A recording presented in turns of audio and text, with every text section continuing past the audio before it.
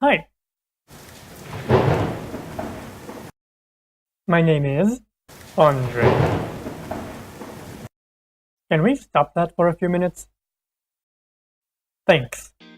Alright, so, my name is Andre, and in this episode, we'll discuss the contingency theory. Well, not this kind of contingency, but you'll see what I mean in a minute. So, without further ado, let's delve right into it.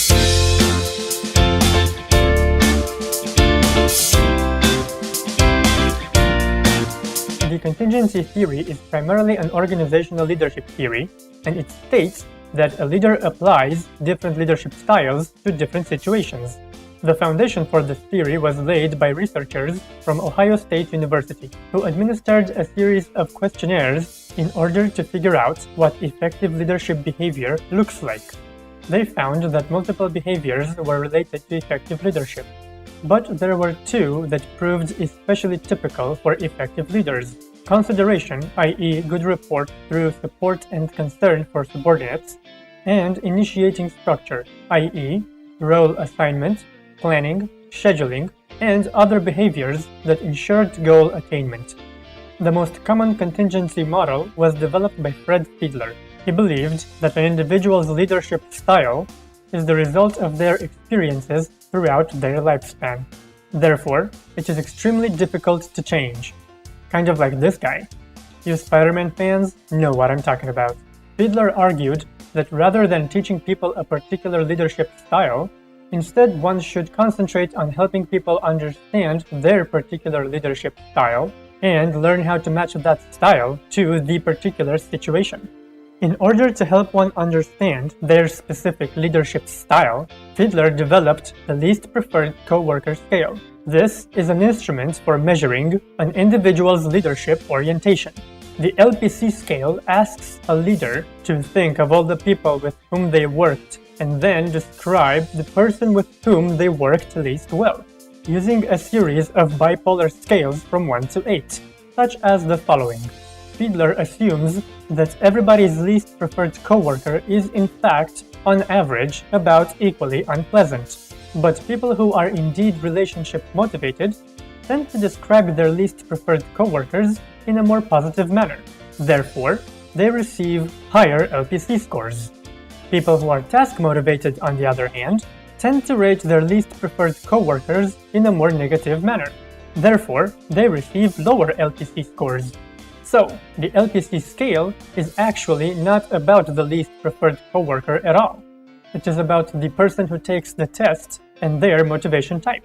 This is because individuals who rate their least preferred coworkers in a relatively favorable light derive satisfaction out of interpersonal relationship, and those who rate the coworker in a relatively unfavorable light get satisfaction out of successful task performance. This method reveals an individual's emotional reaction to people they cannot work with. Talk about using psychology in your favor, right? Critics, however, point out that this is not always an accurate measurement of leadership effectiveness, because, at the end of the day, one can achieve their objectives while working with people they don't like as well. Fred Fiedler's contingency model focused on a contingency model of leadership in organizations. This model contains the relationship between leadership style and the favorableness of the situation. Situational favorableness was described by Fiedler in terms of three empirically derived dimensions: leader-member relationship, which is high if your followers like you and respect you; degree of task structure, which is high if the task is very structured; and leader's position power, which is high if you are formally invested with a great deal of authority and power. Situations are favorable to the leader if all three of these dimensions are high. That being said, as you can see on the chart, low LPC leader, i.e. task-oriented, are effective in situations 1, 2, 3, and 8, while high LPC leaders, i.e. relationship-oriented, are effective in situations 4, 5, 6, and 7. Researchers often find that Fiedler's contingency theory falls short on flexibility, because it sort of implies that the only alternative for an unalterable mismatch of leader orientation and an unfavorable situation is changing the leader. Also, the contingency model does not take into account the percentage of intermediate favorability situations versus extremely favorable or unfavorable situations.